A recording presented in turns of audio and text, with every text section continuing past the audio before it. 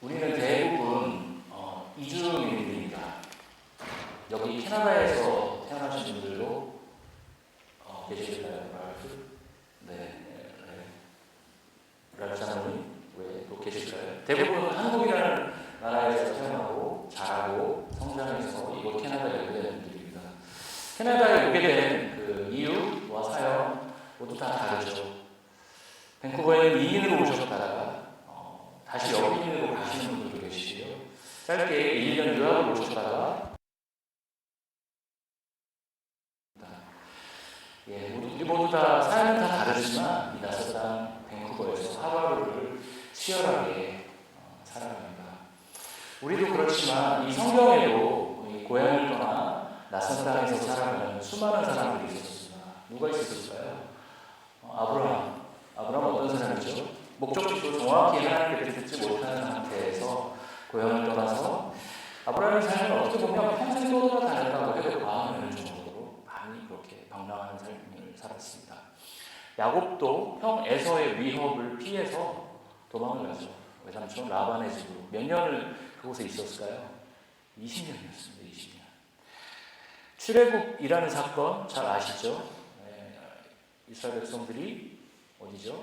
애굽에서 탈출해서 가나안 땅으로 갑니다.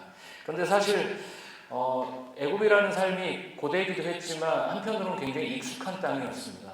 익숙한 땅을 떠나서 사실 가나안, 젖과 꿀이 흐르는 가나안이라고 표현하고 있지만 사실 실체를 알기도 어려운 땅이었습니다. 그곳을 향해 40년을 광야를 전전하면서 떠나게 됩니다. 다윗의 삶도 마찬가지였죠. 다윗은 인기도 많이 얻었지만 계속 시기와 질투를 같이 경험했던 사람이었습니다. 인생 자체가 피해 다니는 삶이었습니다. 늘 목숨을 노리는 적들을 피해 다녀야 했습니다.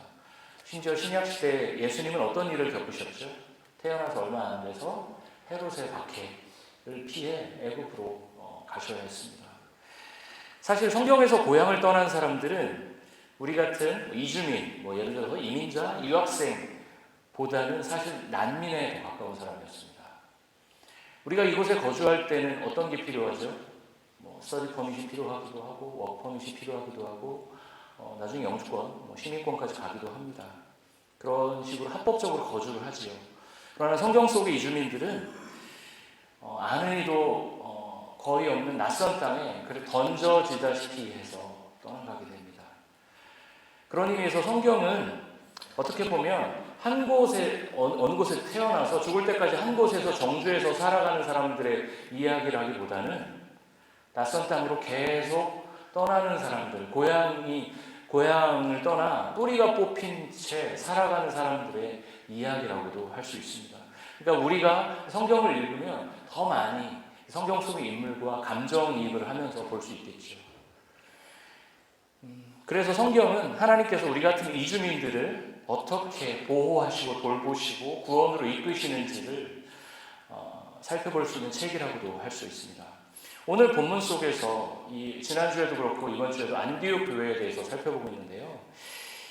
오늘 본문에서 안디옥 교회에 복음의 씨앗을 뿌린 그 사람들도 그런 이주민들이었습니다. 사도행전 8장 1절부터 3절을 한번 보여주시면 한번 같이 읽어보겠습니다. 시작. 사울은 스데반이 죽임당한 것을 마땅하게 여겼다. 그날에 예루살렘 교회에 큰 박해가 일어났다. 그래서 사도들 이외에는 모두 유대 지방과 사마리아 지방으로 터졌다. 2절. 경건한 사람들이 스데반을 장사하고 그를 생각하여 몹시 통곡하였다. 3절. 그런데 사울은 교회를 없애려고 날뛰었다. 그는 집집마다 찾아 들어가서 남자나 여자나 가리지 않고 끌어내서 감옥에 넘겼다. 방금 읽은 버전은 개역개정이 아니고 새번역입니다. 새번역이 가끔 표현이 조금 세게 되어 있는데요. 여기 뭐라고 되어 있죠? 교회를 없애려고 날뛰었다라고 표현하고 있어요. 날뛰었다라고. 집집마다 사람들을 끌어내서 감옥에 넘긴다라고 얘기하고 있어요. 얼마나 지금 상황이 처참하고 위험한지를 보여줍니다. 순식간에 팍 도망간 거죠. 그 사도들만 남기고 남겨진 다른 사람들이 다 도망간 겁니다. 그 박해로 인해 흩어진 사람들은 베니게와 구브로와 안디옥까지 이르게 되는데 그들은 여전히 누구에게만 복음을 전하죠? 유대인에게만 복음을 전합니다. 20절 보면 구브로와 구레네 출신 몇 사람이 안디옥에 이르러 드디어 헬라인에게도 복음을 전한다고 얘기하는데요. 21절을 같이 한번 읽어보도록 하겠습니다. 시작. 주의 손이 그들과 함께 하심에 수많은 사람들이 믿고 주께 돌아오더라. 오늘 설교의 가장 핵심적인 구절은 21절입니다. 주의 손이 그들과 함께 하심에 수많은 사람들이 믿고 주께 돌아오더라.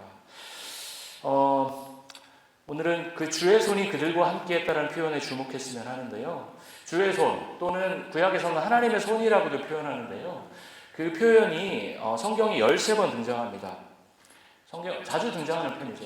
그런데 하나님이 손이 있는 분입니까? 하나님은 인간이 아니시기 때문에 손이 없습니다. 여기서 주의 손, 하나님의 손이라는 표현은 하나님의 함께하심을 우리 인간의 언어로 표현한 것이죠.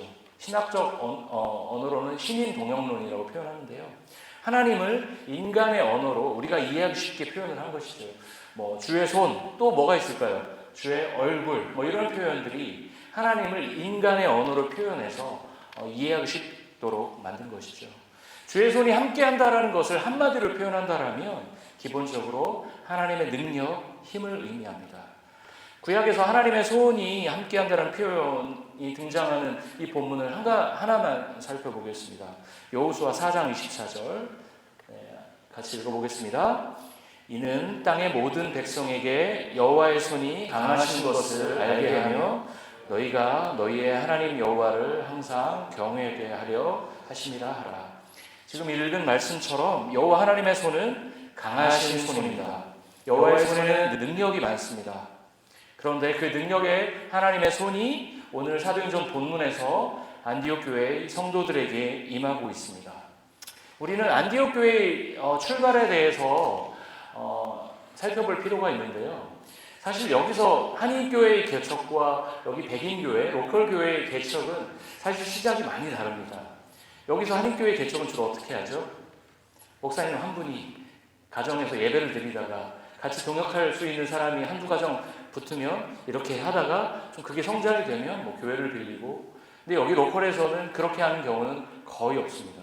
시드 멤버가 최소 10가정 이상 모이고 공간이 마련됐을 때 처치 플랜팅이라는 걸 시작합니다. 그 이전에는 교회 개척이라는 말을 쓰지도 않고 개척 예배를 드리지도 않고 그렇게 완전히 조금 출발이 좀 다릅니다. 그런데 이 안디옥 교회 시작은 어땠을까요? 첫 번째 생긴 교회, 예루살렘 교회가 있죠. 우리가 흔히 알고 있는 초대교회. 예루살렘 교회가 모교회가 되어서 계획적으로 미리 교회 개척을 준비해서 시작한 교회인가요? 지교회처럼 시작한 교회인가요? 당시에 사도들이 어떤 큰 꿈을 갖고 분립 개척한 교회입니까?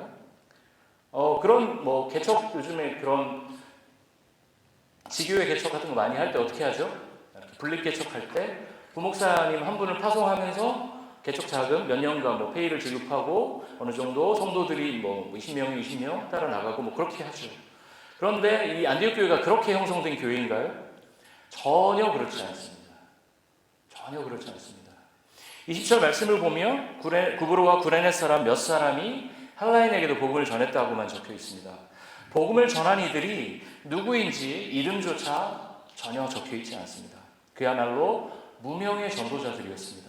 그러나 그렇게 시작한 안디옥 교회는 예루살렘 교회를 넘어 초기 소아시아와 유럽 전도 세계 선교의 중심축이 되었습니다.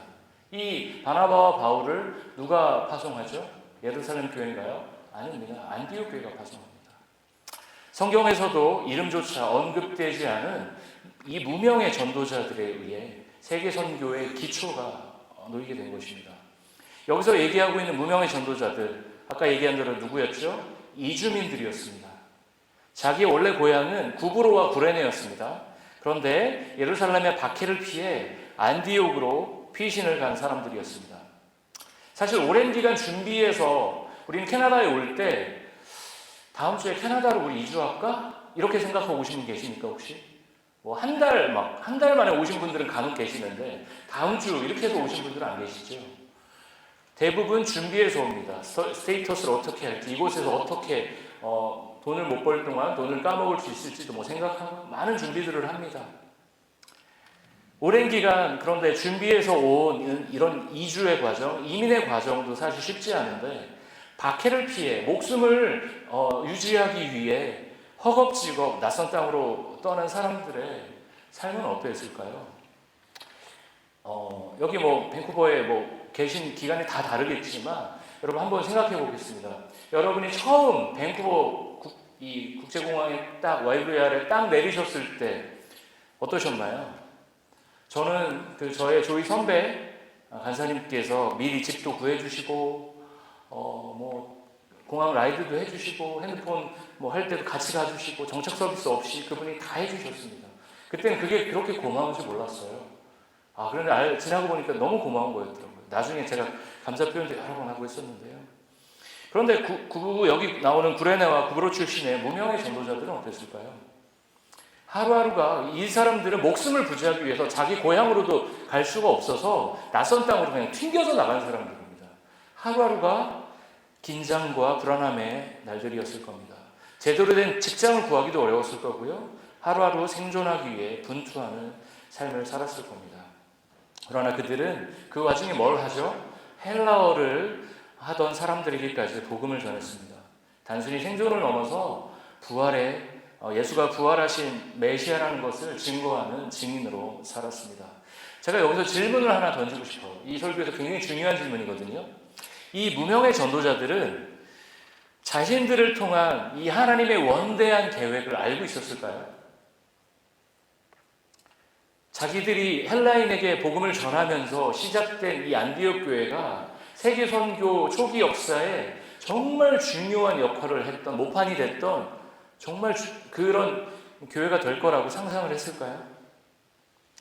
저는 그렇지 않다고 생각합니다. 성경에서도 그런 언급이 전혀 없습니다. 무명의 전도자들은 박해를 피해 죽음을 피해 인근 도시로 도망을 쳤습니다. 그리고 도망을 쳤는데 그 도시가 안디옥일 가능성이 큽니다. 그런데 그들의 심장에는 복음을 전하고자 하는 열망이 넘쳤습니다. 이 예루살렘부터 지금 안디옥까지는 직선거리로는 한 480km 되거든요. 서울과 부산이 한 400km 되니까 서울, 부산보다 조금 더 먼 거리죠. 그러니까 뭔가 잡으러 와서 이렇게 탄압하기에는 그 당시에는 꽤 먼 거리입니다. 많이 도망간 거죠. 안디옥으로. 그들은 도망을 갔죠. 도망을 가서도 복음을 전한 겁니다. 그들의 심장에는 복음을 전하고자 하는 열망이 넘쳤기 때문이죠. 그 무명의 전도자들이 예루살렘에 있을 때는 어떻게 했을까요? 유대인들에게만 복음을 전했습니다. 그래서 그들이 안디옥에서 헬라인들에게 복음을 전하는 것은 나름대로 큰 용기가 필요한 행동이었을 겁니다. 그러나 그들은 민족의 경계를 넘어서 복음을 전했고 이로 인해서 안디옥 교회가 시작이 된 겁니다. 무명의 전도자들은 초반에는 어땠을까요? 자신을 통해서 자신이 복음을 전했을 때 헬라어로 복음을 전했고 복음을 받아들이고 안디옥 교회가 생기고 그 교회를 통해 뭔가 확장이 된다는 것에 대해서 그렇게 큰 느낌을 갖지는 못했을 겁니다. 그저 복음 전도에 대한 열망으로 움직였을 겁니다.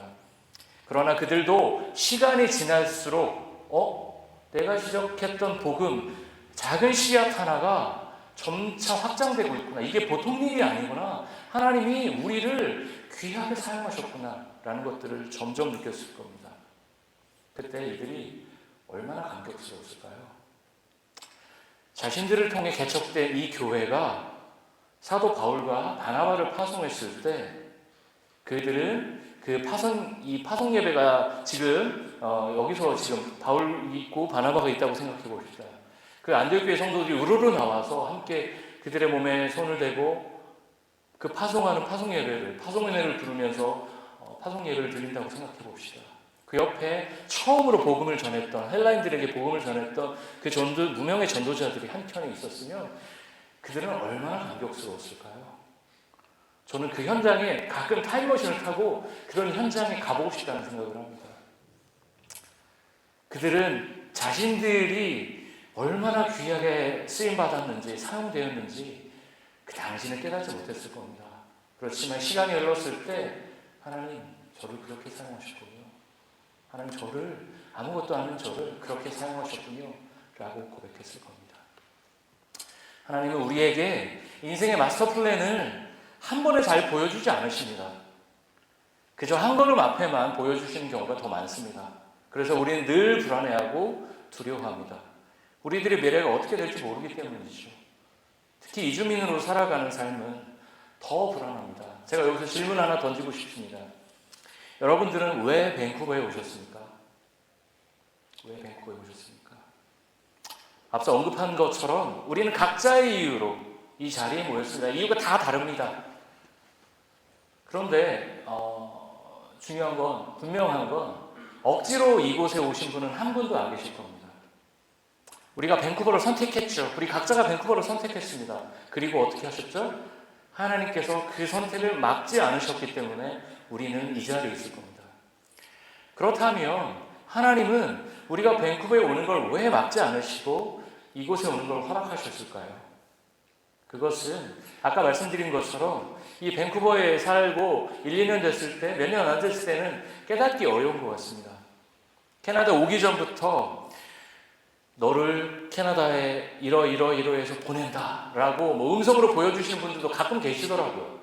있더라고요, 실제로. 그렇지만 그런 경우는 많지 않은 것 같습니다. 대부분은 한 발짝 한 발짝 걸어가면서 어느 시점이 지났을 때, 꽤 시간이 흘렀을 때 하나님께서 이래서 나를 이곳에 보내셨구나 라고 우리는 깨닫게 됩니다. 하나님께서 이 땅에 보내신 이유, 이 공동체에 보내신 이유에 대해서 오랜 시간이 흘렀을 때 깨닫게 됩니다. 문제는 뭐냐면 우리가 이주민으로 이 땅에 살아가면서 우리가 오늘 본문처럼 주의 손에 의지해서 살아가는가, 그렇지 않은가가 우리의 삶을 좌우합니다. 이주민들은 어려서부터 이 땅에 살던 사람에 비해서 여러분들 다 저도 알고 여러분들 아는 것처럼 부족한 게 많습니다. 네트워크도 부족하고 언어적 문화적 배경도 부족하고 정보도 부족하고 부족한 것 투성입니다. 더구나 가족들과 가까운 친구들을 떠나왔기 때문에 정서적으로도 외롭습니다. 정도의 차이는 있겠지만 누구나 다 그렇습니다. 그래서 우리는 우리 주변에 재능도 많고 성품도 좋은 친구들을 두고 싶어 합니다. 그건 너무나 당연한 우리의 사회적 본능입니다. 그러나 우리가 오늘 이 본문을 접하면서 이 안디옥 교회의 설립을 보면서 우리가 의지해야 할 첫 번째가 무엇인지를 우리는 기억해야 합니다. 그것은 무엇일까요? 그것은 바로 주님의 손입니다. 주님의 능력입니다. 이주민으로 살아가면서 우리는 인생에 여러 가지 허들을 넘습니다. 이사 한번 하는 것도 왜 이렇게 밴쿠버에서 힘든지 정말 짐이 쪽 빠지죠. 저도 이사 여기서 2번 했지만 한국에서 저 이사할 때는 저희 아내랑 제가 늦잠을 자서 이삿짐 업체가 예상 시간보다 더 빨리 왔어요. 30분 더 빨리 와서 띵동해서 저희가 잠자던 이불까지 개줬습니다. 정말로 한국은 다 해주죠. 여기서는 우리가 다 해야 됩니다.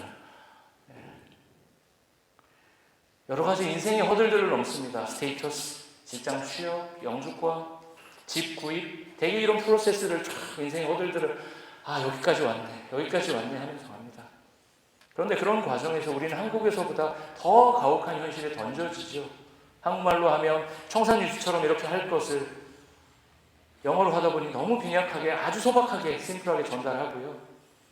한국에서는 그렇게 아쉬울 것 없는 삶을 살다가 여기 오니까 사회적 위치가 쭉 추락합니다. 그러면서 그야말로 현타가 오죠. 이 현타가 오는 시점이 저는 그렇게 생각하거든요. 진짜 밴쿠버 사람이 되는 시점이라고 생각합니다. 관광객 모두에서 좋다가 아니라 내가 여기에 진짜 이 뿌리를 내리고 살아가는구나라고 현타가 되는 시점이 진짜 밴쿠버 사람이 되는 때인 것 같습니다. 우리가 그리스도인이지만 아쉬울 게 없고 삶이 참 안정된 순간에 우리는 좀처럼 하나님께 나아가지 않습니다. 제가 기도를 제일 열심히 했던 시간은 비자가 없을 때였습니다. 우리에게 위기가 닥쳐오고 어려움이 찾아올 때 우리는 어떻게 하죠? 엎드립니다. 왜냐하면 자신만의 힘만으로 이걸 헤쳐날 수 없다고 걸 우리가 직감하기 때문입니다. 그런 의미에서 이주민으로 살아가는 것은 고통스럽고 피곤하고 내가 왜 여기서 이 고생을 하고 있지라고 생각할 수도 있지만 어떻게 보면 하나님과 가까워지고 하나님께 간절하게 엎드리기 너무나 좋은 환경입니다. 막상 다칠 때는 너무나 고통스럽게 느껴지던, 불안하게 느껴지던 그 순간들이 어느새 감사와 은혜를 고백하는 시간으로 바뀌기도 합니다. 한국에서 살았으면 평탄하고 안정되게 밋밋하게 살았을 인생이 밴쿠버를 선택하면서 우리는 인생의 풍랑을 계속 만나게 됩니다. 그 인생의 풍랑에서 여러분은 누구와 함께 하시겠습니까?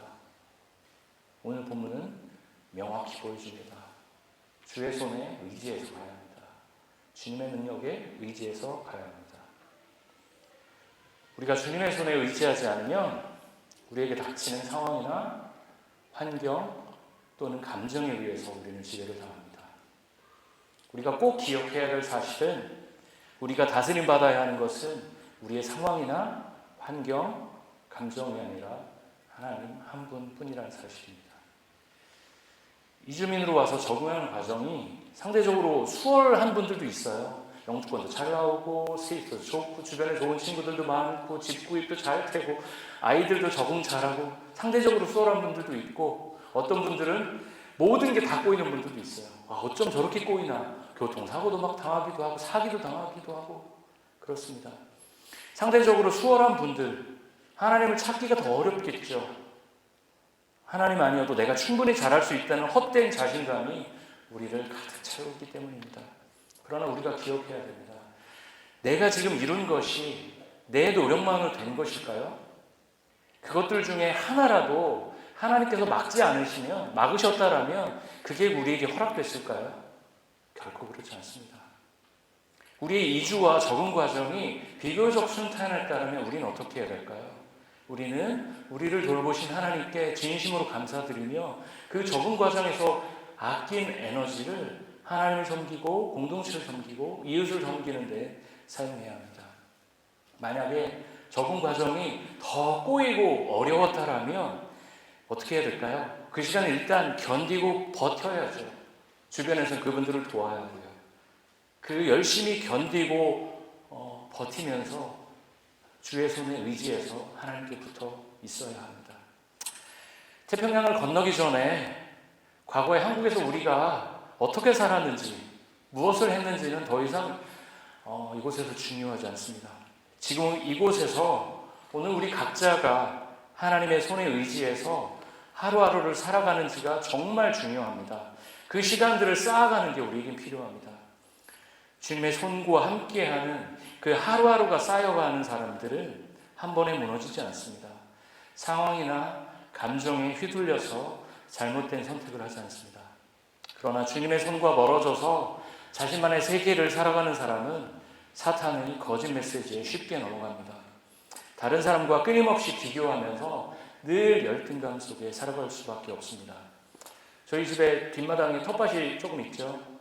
텃밭의 예를 들면 제가 아내한테 뭘 하는 게 있다고 욕을 먹지만 제가 10% 하면 아내가 95% 정도 텃밭을 일고 제가 5% 정도 하거든요.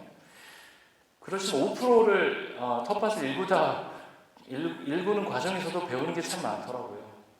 텃밭을 일구다 보면 배우는 것 중에 첫 번째가 이 잡초는 완전히 없앨 수는 없다는 걸 제가 배웠습니다. 끊임없이 뽑으면서 가꾸면서 그냥 사는 것이지 완전히 뿌리 뽑을 수는 없구나라는 걸 제가 배웠습니다. 그런데 이 텃밭뿐만 아니라 우리 안에 있는 마음의 잡초 또한 그렇습니다. 끊임없이 이 잡초들 계속 골라내지 않으면 그 잡초들이 우리 마음속에 무성하게 자라나는 걸 저는 요즘도 경험하고 있습니다. 사탄은 끊임없이 우리를 흔듭니다. 너 이러려고 밴쿠버에 왔니? 너 이러려고 이 사람과 결혼했니? 그런 생각하신 적 없으신가요? 너 이러려고 이 학교에 왔니? 너 이러려고 이 교회에 왔니? 너 이러려고 이런 선택을 했니? 우리의 선택의 모든 순간마다 사단이 우리를 공격합니다. 넘어뜨리게 합니다. 잘못된 선택을 하게 합니다. 사탄이 저에게 요즘 가장 많이 하는 거짓말은 뭘까요? 제가 담임 목사니까 너 이러려고 주빌리 교회 담임 목사 됐니? 라고 하면서 저를 끝도 없이 진흙탕 속으로 밀어넣으려고 합니다. 그럴 때마다 사탄에게 이렇게 대적의 선포를 했으면 합니다. 같이 해볼까요?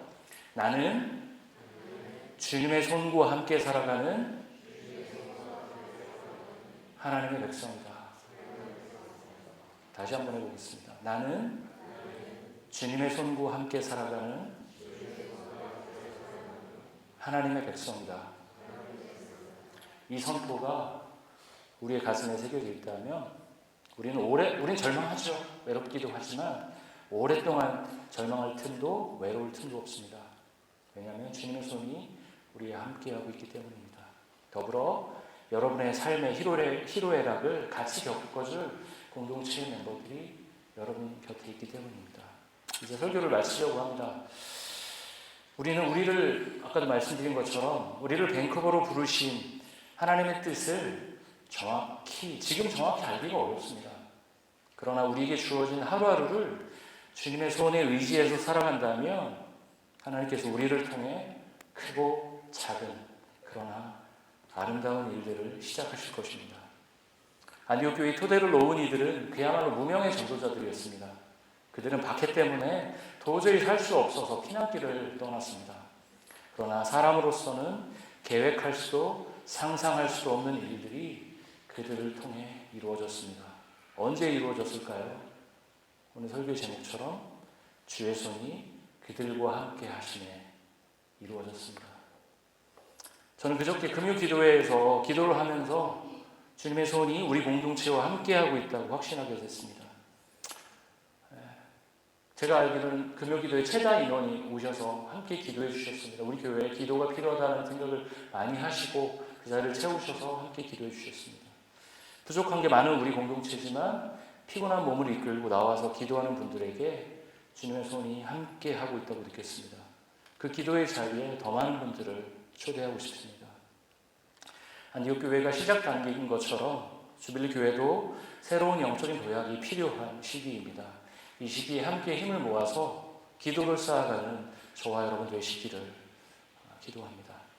오늘 설교를 통해 우리는 무명의 전도자였지만 주님의 손과 함께 했던 위대한 신앙의 선배들의 이야기를 살펴보았습니다. 안디옥 교회의 무명의 전도자들과 같이 우리의 인생을 주님의 손에 의지하면서 지내시기를 권면합니다. 그들은 사람들에게는 무명의 사람들이었어요. 그러나 하나님 앞에서는 너무나 유명한, 빼놓을 수 없는 사람들이었습니다. 사람들 앞에서 유명함을 추구할 게 아니라 하나님의 손에 의지하는 저와 여러분 되시기를 기도합니다. 고린도후서 6장 9절과 10절 말씀을 같이 읽고 말씀을 마치도록 하겠습니다. 한 목소리로 우리 같이 읽겠습니다. 무명한 자 같으나 유명한 자요,